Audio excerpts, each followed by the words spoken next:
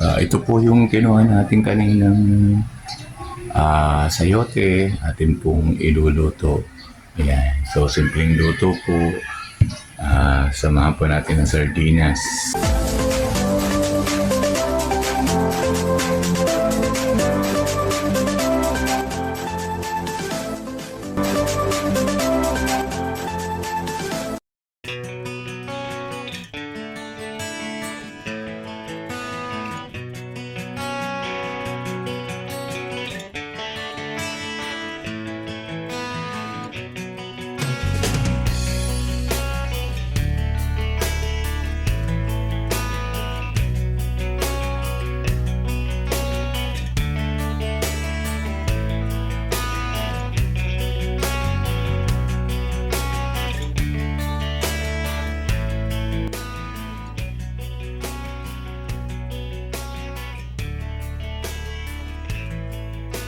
Hello po, magandang araw po sa ating lahat. Ako po si Sir Benji, ang inyo pong masipag na servant dito. Punta po tayo mamaya sa garden kasi po ay ngayon po ay para pong gusto ko na pong i-harvest po ang iba pong mga sayote kasi po ang gugulang na daan po mga araw na sobra pong init ay para po siyang mamatay na. Kaya po ang gagawin po natin ay harvest po natin yung medyo magulang-gulang na pong sayote para po pwede na po ulit tayong mag-start pong magtanim. Regarding po sa ating time na sayote ay talaga naman pong tayo po ay napakarami pong na-harvest sa kanya, hindi po tayo lugi sa kanya. Hindi naman po siya masyadong alagain. Pag nadiligan po natin ay siya po ay sa paganda, sa pagdami po ng bunga. Ang dami po na pong nabigyan, kapitbahay, mga kaibigan, kapatid. Marami rin po ang bumibili, kaya po nakakatuwa. Kahit po may mga magulang-gulang na, ay tingin ko naman po ay may makukuha pong pwede pa pong ipanggulay na pailan-ilan po at yun po ang ating sasamantalahin na makuha na para po hindi na po gumulang pa. Yun naman pong mga magulang na, sabi ko nga po kanina, ay atin pong itatanim at pakikita ko rin po sa inyo kung saan ko po siya ipagtatanim. Ito po ang ating time na sayote. Mapapansin nyo po, mangilan-ngilan na lang po ang kanyang bunga. Ito po yung isa sa sayote na tingin ko po ay magulang na. Mamaya po ay kukunin po natin, harvest po natin at atin pong itatanim. Okay pa naman po siya sa nailuto kaso medyo malamang po ay matigas na dahil magulang na. Kita po ninyo ang mga dahon po ay para pong nanunuyo na kasi po sobrang init. Ito pa po yung isa na magulang na rin. Yan, ay kita nyo po sa sobrang init po sa areang ere. Ang mga dahon po ay talaga pong naglalaglagan at natutuyo na po. Ito po yung pinakadulo ng aking garden. Ito pa po yung ilan sa mga sayote. Meron pa naman pong mangilan-ilan na pwede pong harvest para po ipanggulay. Mamaya po ay kukuha po tayo at yun po ay ating gugulayin. Ito po yung kinuha natin kaninang sayote, atin pong iluluto. Simpleng luto po. Samahan po natin ng sardinas. Yung pong sabaw ang gagamitin po natin sa sayote. Tapos may itlog po. Yung po namang isda po ay atin pong pipiratin. At sasama po naman natin sa itlog. Yan. Simple pong menu.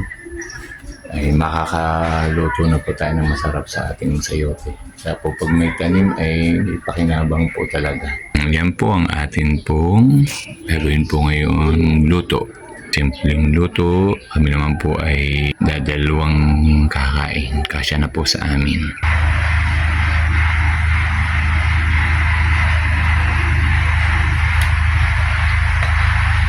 Mag-start na po tayong magluto.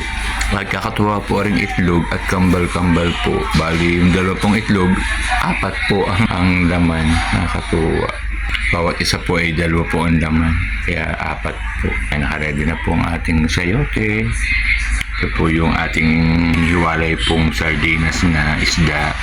Yun po ang sabaw. Para po may pangsabaw tayo. may pang-ulam naman tayo. So, mag-start na po tayo. Sinama na po natin ang isda. Durog-durog. Dinurog po natin. Ayan. Ayan po. Para pong torta.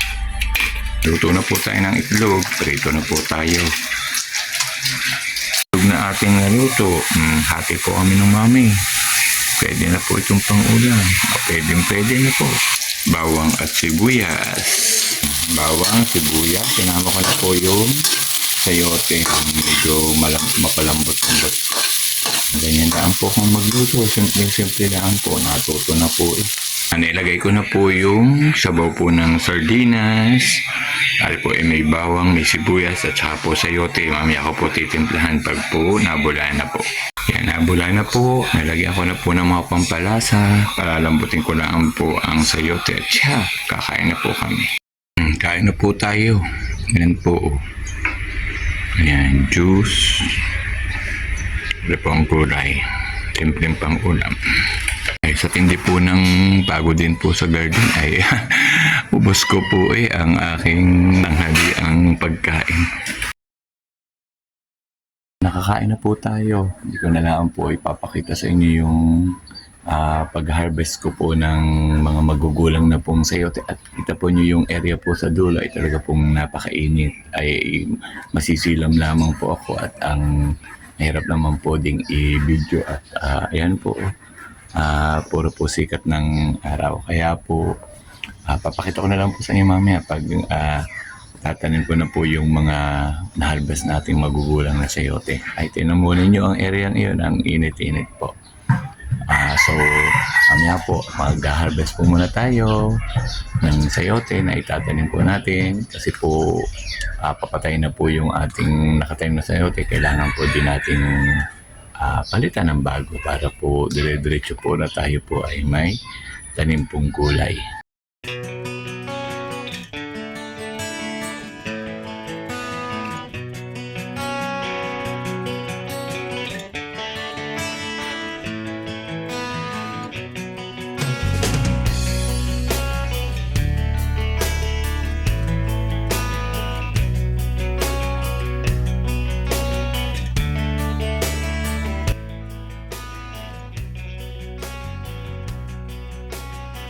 Yan po na i-time na po natin yung ating mga magulang na pong sayote. Yan po. Ang pagtatanim po ng sayote ay sayote din po ang itinatanim. At yun po ay may nalabas pong parang yan. Ito po, gaya po nito. May nalabas na pong mga dahon. Pag po stable na yan, pwede pong lagyan na ng tanim po sa isang area. Pwede po sa balde, pwede po sa lupa. Tapos alagyan na lang po ng pakabag at siya dire-diretso na po yan.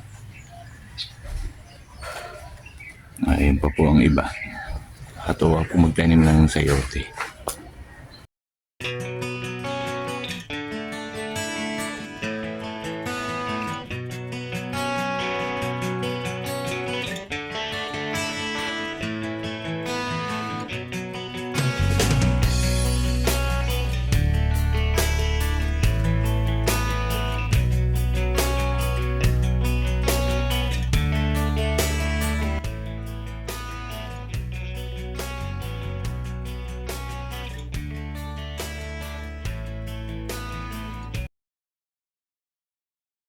Dito na po tayo sa kusina. Napakainit po sa kapaligiran ngayon. Ay, pasana po ng pawis.